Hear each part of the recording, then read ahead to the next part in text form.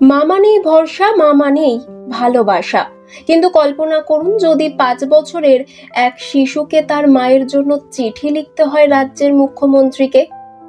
আসানসোলের ছোট্ট ঐতিহ্য, বয়স মাত্র 5, কিন্তু এই বয়সেই তার চোখের জল ভিজিয়ে দিল লাখো মানুষের মন।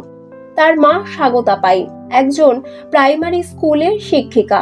2021 সালে চাকরি পেয়ে চলে গেছেন প্রায় 600 কিলোমিটার দূরে, উত্তর দিনাজপুরে। আর ছোট্ট ঐতিহ্য প্রতিদিন অপেক্ষা করে মায়ের জন্য, প্রতিদিন কাঁদে মায়ের অভাবে। প্রিয় মমতা দিদুন, আমার নাম ঐতিহ্য দাস, বয়স 5, আমার বাড়ি আসানসোল।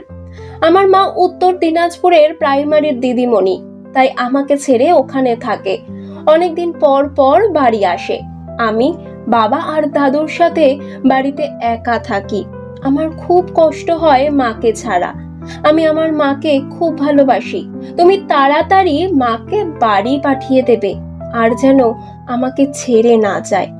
এটা কোনো রাজনীতি নয়, এটা এক ছোট্ট সন্তানের বুক ফাটা আকুতি, যে মাকে চায়, মায়ের কাছে থাকতে চায়।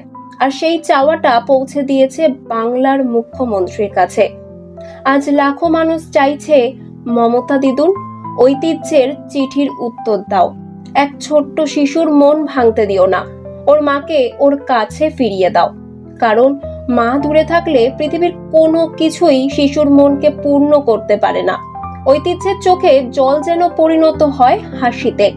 আর এটাই হোক এক বাংলার গল্প, যেখানে ভালোবাসাই শেষ কথা।